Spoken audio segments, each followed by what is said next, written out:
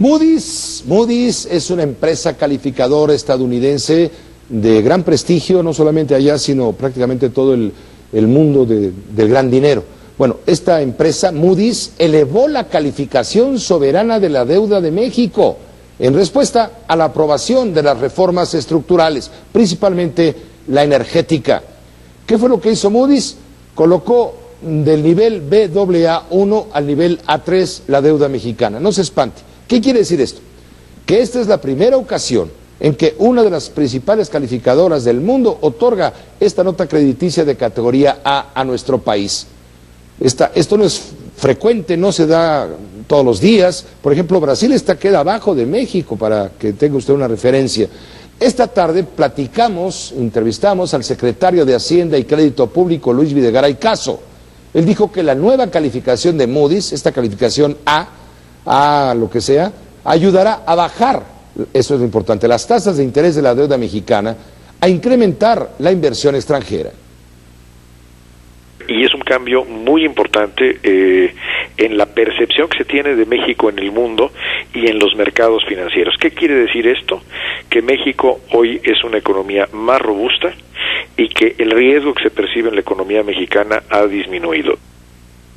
Esta buena noticia para los mercados salió a relucir hoy durante la ceremonia por el 97 aniversario de la Constitución mexicana que tuvo lugar en el Teatro de la República en Querétaro. El presidente Peña Nieto dijo que gracias a las reformas estructurales aprobadas, México es hoy cuna de inversión extranjera. Con uno, Liliana Rodríguez informa. Una vez más, el presidente Enrique Peña Nieto le echó flores a las reformas estructurales aprobadas en su gobierno. Ese es el espíritu detrás de cada una de las reformas que ha impulsado esta administración y que han sido aprobadas gracias al respaldo de las fuerzas políticas y a la voluntad del constituyente permanente. Desde Querétaro, donde encabezó la ceremonia del 97 aniversario de la promulgación de la Constitución, Peña Nieto dejó claro que gracias a estas reformas, hoy México es una nación confiable para invertir. Permítanme compartirles lo que apenas hace unos minutos fue dado a conocer por una de las agencias calificadoras más importantes que hay en el mundo. Elevó por primera vez en la historia del país la calificación soberana de México a la categoría de las As. Por su parte, el presidente de la Cámara de Diputados, Ricardo Anaya, auguró un buen futuro y también expresó su confianza en las reformas aprobadas en 2013.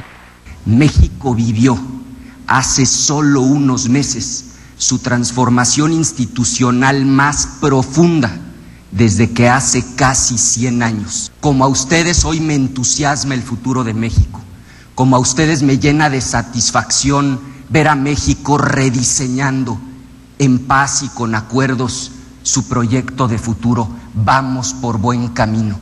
El gobernador anfitrión José Calzada Rovirosa tomó la palabra para proponer que se fortalezca el acuerdo político, el cual permitió la aprobación de las reformas constitucionales.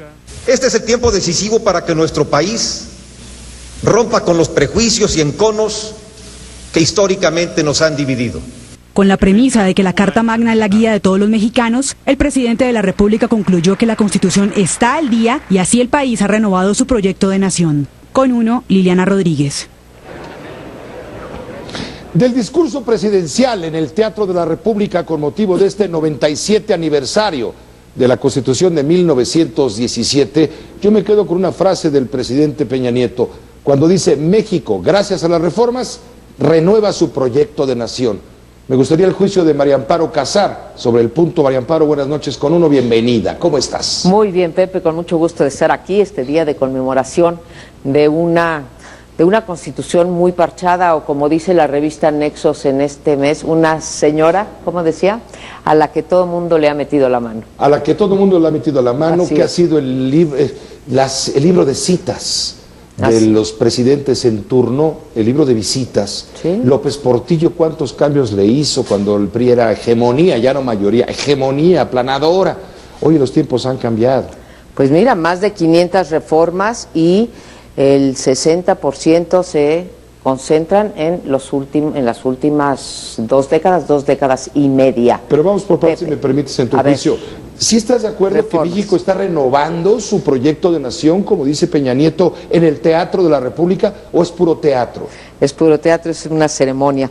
En fin, es una escenografía. Sí, mira, Pepe, sí creo que hay reformas muy importantes, aunque tenemos que decir que hasta que no las veamos aterrizadas en la práctica no podremos juzgarlas. El hecho de haber roto el mito de que el petróleo sea de todos los mexicanos a través de la prohibición de la inversión privada en él, me parece una cosa muy importante. Dijo que estamos poniendo, digamos, al día. ¿Por qué tenemos que poner al día nuestra Constitución, Pepe, todo el tiempo? ¿Por qué más de 500 reformas? Ahí vamos con eso. Y un país como Estados Unidos, 22 reformas. ¿Por qué? Porque tenemos una Constitución absolutamente programática. Una Constitución no debe de ser programática, no debe de decir, oye, nosotros vamos a invertir de tal manera en lo energético, o no debe de decir los partidos se podrán anunciar o no anunciar en la televisión con spots de 20 segundos. No debe decir, pero como dice todas esas cosas, la tenemos que actualizar todo el tiempo. Digamos de otra manera, la Constitución debe decir el qué, sin embargo, las leyes secundarias el cómo. Claro. Y en todo caso el por qué, pero leyes secundarias. No que la Constitución es al mismo tiempo Carta Magna y ley secundaria. Y por eso es este gordo, ¿no? Por eso, mira, el artículo 123, para hablar de un artículo que todo mundo recuerda, pues es más largo que toda la Constitución norteamericana, ¿no? Ya no te, el 41 es más largo también. El que regula las cuestiones electorales. Una Constitución debe tener 2 partes. La parte de los derechos fundamentales, ¿sí? Garantías, en fin. Garantías, ¿sí? ¿A qué tenemos derecho los mexicanos y cuáles son nuestras obligaciones también? Que de esas nos olvidamos casi siempre.